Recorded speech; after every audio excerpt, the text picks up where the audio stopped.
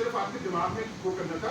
क्या नाम है अमीन, आपको ने जो जवाब दिया है वो जरा सा समझाओ।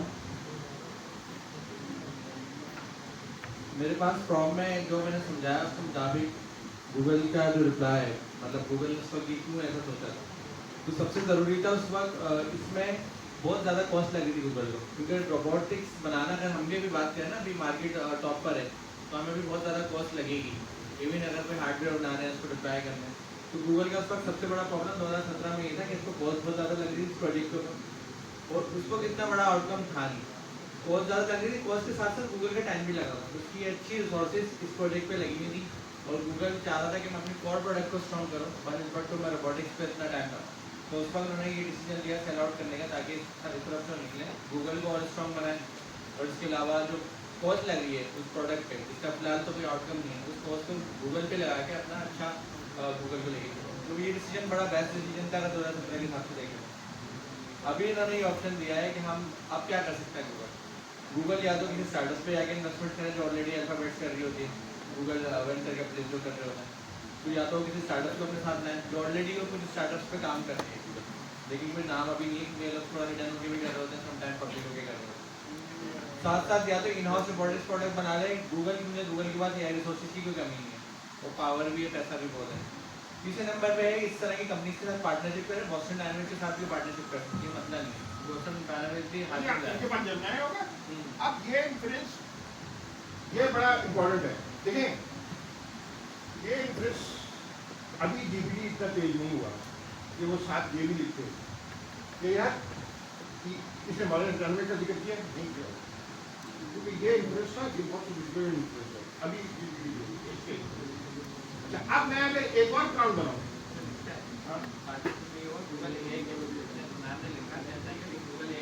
हाँ बिल्कुल, अगर नहीं फिर दूसरी तरफ से भी है ना, ये बॉस्टन से भी तो मना कर सकता है कि हाँ कुछ कह रहे हो।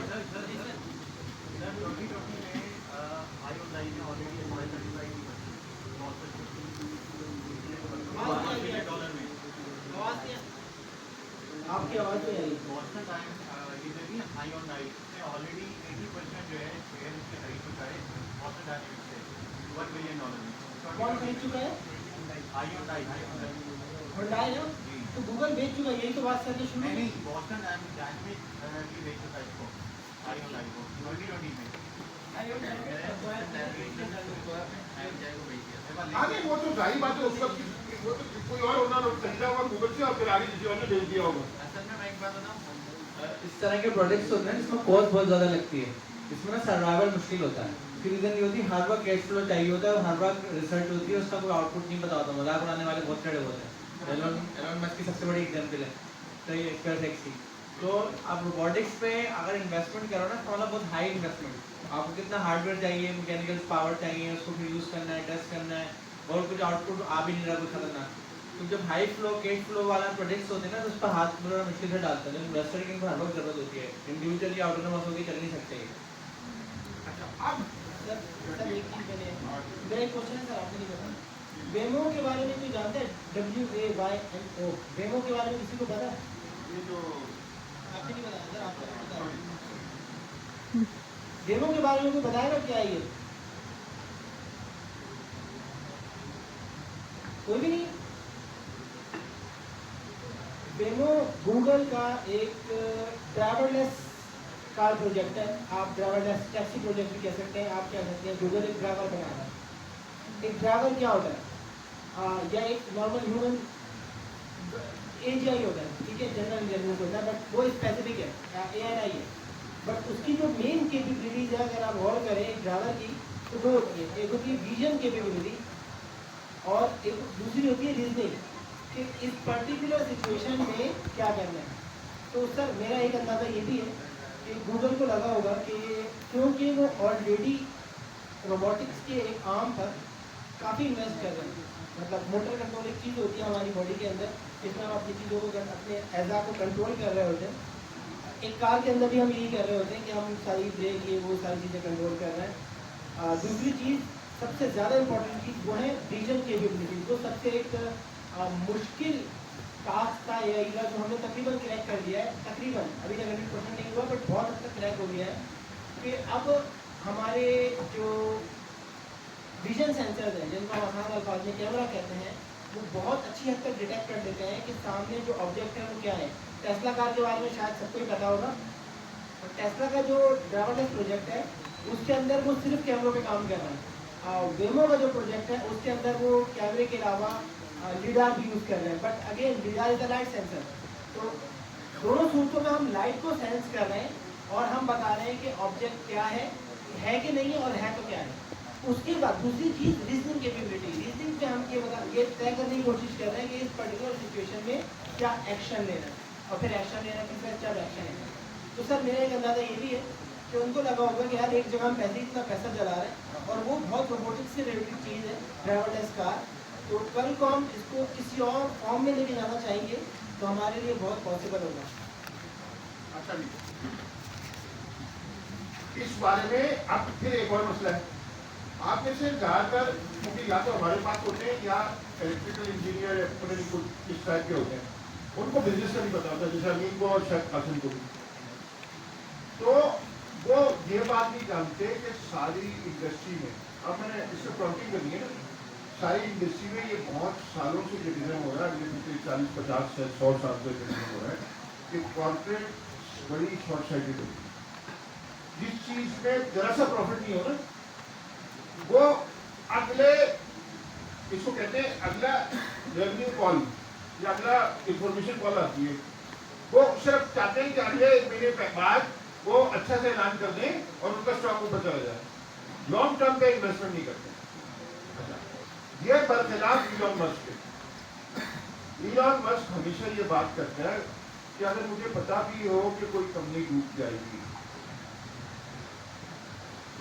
और मुझे पता हो कि इसकी जरूरत है, यानी इंसानियत के लिए जरूरत है, तो मैं कंपनी बनाऊंगा। कंपनियों का काम यही है, रिस्क लेते हैं। इसी तरह आप लोग भी, जैसे एआई है, अब आप हो सकता है आप कहें कि यार ये तो सर आप कर रहे हैं, आपका कोई, जैसे मैंने आपको बताया था, मैंने सारी अपनी कंपनियां बंद कर दी हैं, सारे पीआईसी के प्रोग्राम बंद कर दिए हैं, गवर्नर राउत के प्रोग्राम में भी मैं एक ही प्रोग्राम पे आ गया हूँ। क्यों? क्योंकि मैं समझ रहा हूँ कि ये बहुत मेजर डेवलपमेंट है और मैं इसके साथ चिपक जाऊँ, मगर ये रिस्क हो सकता है। 4 के साथ चिपकने में रिस्क कम होता है और 1 के साथ चिपकने में रिस्क ज़्यादा होता है। तो अच्छा, अब ये जो सोफिस्टिकेशन है एजुकेशन की, तो मगर वो एक ही चीज़ से आती है। यूनिवर्सिटी से तो मैंने कम पढ़ा होगा, ज़्यादातर बैठा इससे, जैसे अमीन अभी कर रहा था। ये स्लोली, मैं तो 63 का भी हूँ ना, तो आप लोगों के 40-50 साल का मुझे एडवांटेज है कि मैं पढ़ता रहा हूँ, मगर आपको एक एडवांटेज है। मेरे जो ये 60 साल थे उसमें से 60, अब मैं इससे कैलकुलेट नहीं कर पा रहा, 60% ऑफ टाइम ऐसा था कि अब इंटरनेट चाहिए, एलएलएम तो बिल्कुल ही नहीं था। अब क्या हुआ?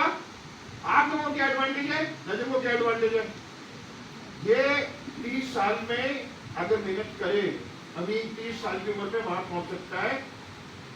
लॉजिकली की बात कर रहा हूँ, वैसे तो मैं कहीं भी नहीं पहुंचा हुआ, जहाँ पे मैं 63 में भी शायद ना पहुंचा। क्यों? अब आप टूल है ना। अब आप, मैं कराची में था, आपको चलो मेरे 20 साल भी गए हो गए। मैं अमेरिका में हर महीने 3-4 कॉन्फ्रेंस और वो अटेंड करता था, 6 कराती एरिया में। उन लोगों की बातें सुन के तो मैं बहुत सीख जाता था। अब तो यहाँ मैं किससे बात करूँ? यहाँ तो रेटेड है, हमारे जो पीएचडी थे वो सारे रेटेड है, वो तो एक लाइन निकलता है, उनसे डिस्कशन में बदूल है। उनको सिर्फ क्या इंटरेस्ट है कि एक बेगम को खुश कर दूं और दूसरा मैं जिक्र नहीं करना चाह रहा, समझ जाए। तो अब यह जिस आदमी सोच रहा है, जिसकी सोच यही है कि यूनिवर्सिटी में बच्चों को पढ़ना है, नहीं पढ़ना मुझे क्या,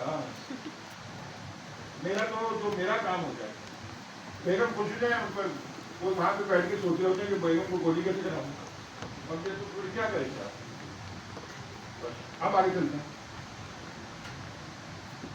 होमवर्क घर जाके एक तो ये प्रॉब्लम लिखिएगा दोबारा जो मैंने आपको बताया, फिर उनकी तरफ से आइएगा क्या चैट जीपीटी इतना लॉजिकल है कासिम कि मैं अगर प्रॉम्प्ट ऐसी बनाऊं कि मेरे ख्याल में लोग मजाक उड़ाते हैं गूगल का, कि उसने बॉस्टन डायनेमिक्स, मेरा ख्याल है उसने बड़ा सही किया और गूगल को ह्यूमैनिटी में जाना नहीं चाहिए। ये दूसरा आर्ग्यूमेंट भी हो सकता है ना, उसको सही किया था बिल्कुल, ये है ही बेकार थी। फिर देखते हैं कि रीजनिंग कितनी है। अच्छा मेरा ये ख्याल है कि डीडीपी ये पकड़ी हुई है और कहेगी कि ऐसी बात नहीं है, ह्यूमैनिटीज का बहुत फ्यूचर है, तो कुछ गड़बड़ तो हुई थी, ऐसा नहीं कहेगा। मगर अगर ऐसा कह रहा है, क्योंकि मैं इसको इंसानों को हम क्या कहते हैं, फीलर देना, कि अगर मैंने किसी से कुछ बुलवाना है ना, तो मैं कहता हूँ आप तो खुद ही कह रहे थे ना सर, ये चलाकी क्या होती है। आप किसी के साथ बैठे ना, मैं अभी एक साथ मिला, ग्रुप से डिस्कशन हो रहा था, मैंने उनको क्या कहा, सर आपको ये 1-2 लाख रुपए सैलरी देते हैं, आपकी सैलरी तो 10 लाख होनी चाहिए, और आप ये काम कर रहे हैं, ये तो बिल्कुल बेकार का काम। ऐसे मैंने कहना क्या था, मैंने को ये कहना चाहिए था